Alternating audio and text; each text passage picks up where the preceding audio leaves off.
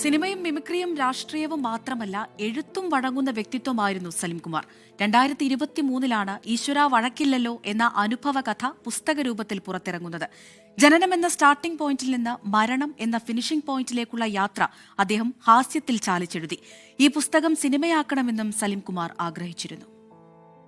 ആത്മകഥയല്ല, മറിച്ച് തന്റെ അനുഭവങ്ങളാണ് ഈശ്വര വഴക്കില്ലല്ലോ എന്ന പുസ്തകത്തിൽ എഴുതിയതെന്ന് സലീംകുമാർ ഒരിക്കൽ പറഞ്ഞിട്ടുണ്ട്. വിനോദയാത്ര കഴിഞ്ഞ് തിരിച്ചെത്തിയ പ്രിയപ്പെട്ടവരുടെ യാത്രാവിവരണം പോലെ ജനനമെന്ന സ്റ്റാർട്ടിംഗ് പോയിന്റിൽ നിന്ന് മരണമെന്ന ഫിനിഷിംഗ് പോയിന്റിലേക്ക് നടത്തുന്ന യാത്ര. ഇതിനിടെ കണ്ടുമുട്ടിയ കഥാപാത്രങ്ങൾ, അനുഭവങ്ങൾ, ആത്മപരിഹാസമാണ് എല്ലാ കാലത്തും ഹാസ്യതാരങ്ങളുടെ ഏറ്റവും വിലപ്പെട്ട ആയുധം. സ്വന്തം മുഖത്തേക്കും സ്വഭാവ സവിശേഷതകളിലേക്കും പ്രവൃത്തികളിലേക്കും നോക്കി കാലുഷ്യമില്ലാതെ ചിരിക്കാനുള്ള കഴിവ്.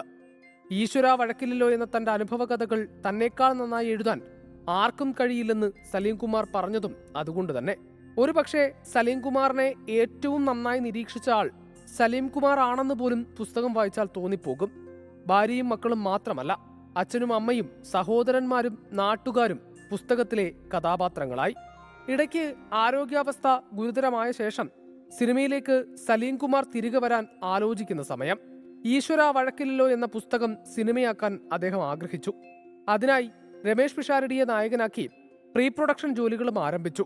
പക്ഷേ ഡോക്ടർമാർ 6 മാസം നിർബന്ധിത വിശ്രമം നിർദ്ദേശിച്ചതിനാൽ പിന്നീട് സിനിമ ഉപേക്ഷിച്ചു.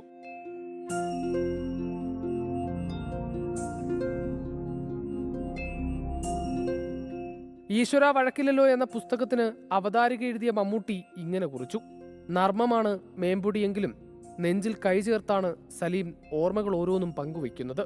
കൂട്ടത്തിൽ കണക്കില്ലാത്ത ആത്മപരിഹാസവും. Research desk 24.